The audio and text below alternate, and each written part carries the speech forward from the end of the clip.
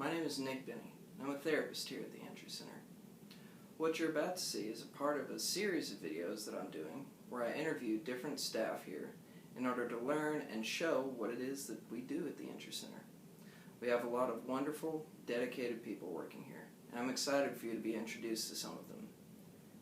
These videos can be used by clients, by staff, by community members, really anyone that is interested in learning more about the different ways that we try to serve our community. I hope you enjoy this video, and please see the other videos in this series to learn more. Thank you. My name is Dawn Butterfield. I am a children's case manager, but I'm also a mentor. So I help mentor all the other children's case managers in the 4 counties that I'm responsible for. Okay. And you work at the Andrew Center. Yes. So I've already spoken with an adult case manager, so I wonder if you could give me an idea, besides the obvious, what the difference is between doing that and then working specifically with kids. Currently, I'm helping out with adults. So I do adult and children. So the differences between adult and children, of course, is diagnosis. Okay. So with adults, you have to have bipolar, schizophrenia, or major depression. With children, it's a little bit different than that. It's just, if they're struggling with different things in their life, anxiety, depression, it could be adjustments or separation, different things. Children can normally get more services at times with different diagnosis than adults can. That's one of the major differences that I see between adults and children. Now with children, we have to do the assessments every 3 months. With adults, we do it every 6 months. Okay. So we see a lot of more, immediate changes with children, more adjustments with children. And, we have to monitor that with the every 3 months. So it almost feels like to the families that they're constantly being assessed, which they are, because we need to know if they're progressing or not progressing, and then we can adapt their recovery plan to that. Okay. And I remember, like I said, from my previous conversation with an adult case manager, the recovery plan, that's what the client, or I guess maybe in this case, the client's family comes up with and says, I want to work on this, or I want to work towards these goals. Right. And we get those from the needs from the assessment. So for children, it's the CANs, and for the adult, it's the ANZAs. So all depending on how the assessments are scored will determine which needs that are put on the recovery plan. And then we kind of focus on the major needs at that point in time. We don't focus on all of them. We just focus on the ones that they want to do at that particular point in time. So that, we can, make those goals and objectives and, those supports. Okay. From your experience, what do some of the major goals seem to be, or rather the major needs that the children that you work with seem to have? Well, they're all very unique because they're person-centered. So every child is going to be different. It can be anxiety, it would be test anxiety, or it can be they don't adjust well in like the school environment. Some other kids, it could be socialization or just interactions with other children, or it can be anger management. They have a lot of behavioral issues in the school setting. So they're moving from like a 504 or a IEP, those different things. We work with schools on our meetings. So we're a lot in the schools. So we deal a lot with staff, school counselors, special education counselors, principals. We deal with a bunch of different people. Okay. So we're very on hands, basically. Yeah, I was going to say, it sounds like you can't be an office body. You've got to be out in the field interacting. Yes, you're out in the field, you're outgoing. And those are some of the differences between the adult setting. Adult setting is more like in the office type of thing. Not saying that you can't go out, you can, but with children, it's a lot of in the home, in the community, at parks, grandparents' house, wherever the child is at, that's where we're going. So it'll be they're having struggling in the schools, we'll be talking to principals. We could be talking to the school counselors, we talk to the children. It's just basically based on their needs. Absolutely. Okay. So it sounds, I mean, I imagine super busy to say the least, but I guess if you could give me an idea, what does an average day look like for you or for a children's case manager? For a children's case manager, it's really based on the school. So a lot of our hours are based on when can the schools allow us in the schools. With Okay. COVID, it's been really restricted. Sure. So we're having to call the schools to find out when they're going to allow us into the schools. We're having to call the parents if we're not allowed in the schools or if they're homeschooled. So our schedules are kind of based off of the client's schedules. So we gather grades, we gather schedules. We don't want to be going into core classes. So we want to pull them either during athletics or during non-core classes because we don't want to affect their grades. So a lot of times, we have to work with the school. Oh, absolutely. Okay. I didn't know that. That's like you really have to be mindful about that sort of thing. If I'm going to go into the school, am I even allowed to go in? I didn't Right. realize that might be an issue. Right now, we're having a lot of restrictions. So they're very hesitant at times just because of COVID. Sure. So we let them know we're there, and basically we're calling every school. How long do you want us to wait before going into the school? There's some that want us to wait 30 days. There are some that want us to wait 2 weeks, and there's some that are okay with us just coming right back in. So it just really depends on the school and, what they're willing to let us do. So in your service area, however big that is, however many counties, how many schools would you say that you kind of interact with? Myself, Hmm. um, I've dealt with like 5 different schools, Okay. but within the counties, it's quite a bit. It depends. It really depends on where the child goes to on the caseload that we have. We're trying to geographically locate.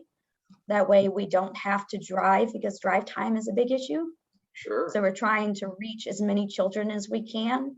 So we've, as a mentor, I've had to look at people's caseloads to see what's going to be in the best need for the case manager and the child. So if we're driving all over the place, it's not in the best needs for either of us. So Right. trying to locate the case manager with the children, in that same location is a lot better, and it's time management, a lot of time management that comes with this position. So really being smart about, I have these clients over in this area, so I need to try to get them while I'm in the area, so I'm not making multiple trips, that sort of thing. Right. Okay. In a day, how many clients do you think you might see? Oh, I can maybe see 12. Goodness. It's quite a bit, and notes can be very time consuming. Absolutely, yeah. So for each student that you see, each client, uh, you have to do your service note, writing up what you did, and then I imagine whenever the assessments come up, that's like an extra set of notes that you have to do. We have what's called a matrix. Okay. I train on that, on how to manage your time wisely. But we have that's our like our performance measurement tool. Uh-huh. We kind of look at that and we see who needs updates for the month, who needs provisions, which provisions kind of deals with who needs to be seen every month. And then we have what's called craft assessment, which is our substance abuse assessment that we have to do every month. Now that's annually, but whoever it doesn't have it for that month needs to get it done. Sure. So what I tell my people or my case managers is to try to tie a lot of it into one setting. So if you're doing assessment, tie the assessment into the recovery plan and the TRR. That way you're not trying to catch them too many times. So you can meet your provisions. Absolutely. Again, just being really smart and being strategic with your time. Yes. And yeah. I have a military background, so when it comes to time management, It's very important because you want to be able to reach the needs of every client as much as possible. As much as possible, for sure. Okay. Um, it is possible that some of the folks watching this may think like, hey, I might be interested in working with kids and working as a case manager. From your perspective, Dawn, what do you feel like is the best part of the job that you found? The best part is seeing progression, seeing that they're improving. Now, improving doesn't have to be huge. It can be minor things, but just seeing them progress little by little is a reward in itself because they're improving. Absolutely. So, maybe they weren't able to do a huge group, but they were able to start doing small settings.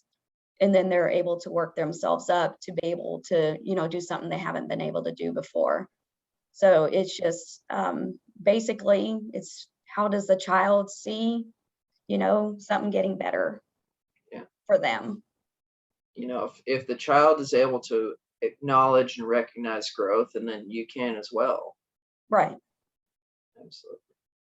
So I guess the flip side of that then is, what do you feel like is something that they don't tell you when you're getting ready to do this job, or maybe something you wish you had known before getting into it?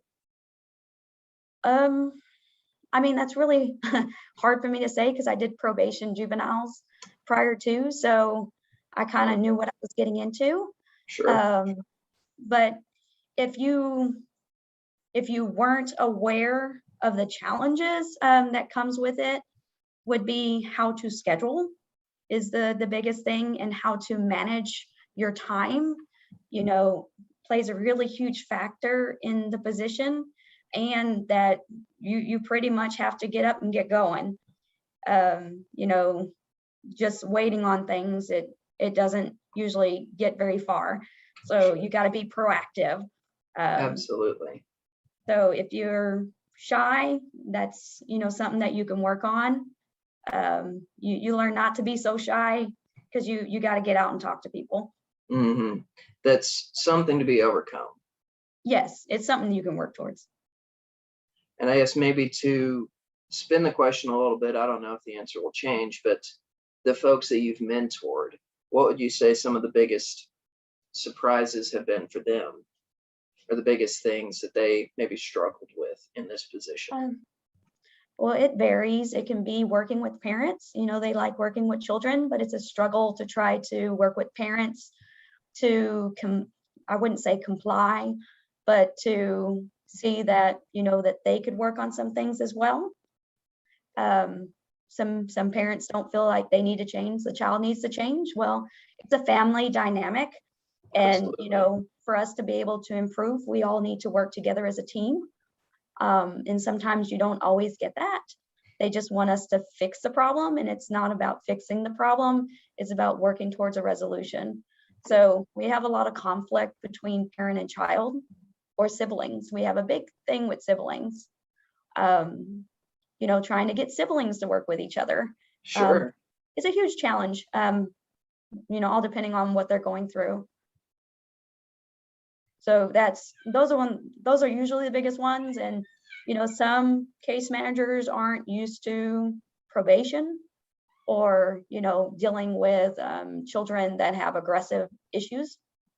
So, sometimes, they have to ask a mentor on different ideas on how to work with, kids that have those type of issues.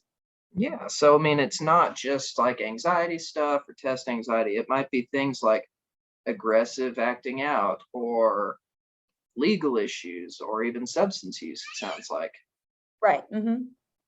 So, just maybe being prepared for that in and of itself might be a struggle for some folks. Like, you're going to see a whole range of different issues for kiddos.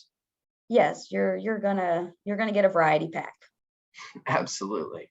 Mm-hmm. I think I just have one more question, Don. And I have a feeling I know what your answer might be. But again, this is for students that might think they want to do this. So, talking to them now, what do you think one tip is that you might give to them for be ready for this or plan for this if you're going to be a children's case manager? I would say be open for change, um, because it's evolving, and with COVID, it's not the same as it was a year ago. So we're having to adapt and change a lot, all depending on what's going on. So being able to do televideo, if it's available, phone calls, or, if we are able to do it in person, we have to look at the different ways that we can reach the client. And not all options are going to be available for everybody because people react and learn differently. Some may not do well with telephone and some may do better in person. So it's really, knowing the people that you're serving. So I've done about 3 of these interviews so far, and I think that has been a recurring theme is just being flexible. Yes, you have to have a lot of flexibility. I mean, absolutely, like you said, with the coronavirus and that's effect on mental health. I think I'd heard even before that that the world of mental health and billing and all that sort of thing, procedures, that was constantly changing. So just being prepared for change. Yes. I mean, that's a big one because we're constantly, hearing different ways that we're going to be able to work with the client. So, For sure. you got to be ready to have a different direction if you need to go, all depending on what's going on at that point in time. Absolutely. Well, Don, I think that's all that I have for you today. Again, I just really appreciate the time that it took to fit me into your schedule, and I appreciate you sharing your honest experience of what it's like to be a children's case manager. And I appreciate it. I really believe that this is going to be helpful to someone, whether to let them know maybe this is the thing for me or maybe not. So, yeah, thank you so much again, and you have a great day. I appreciate it. Thank you so much.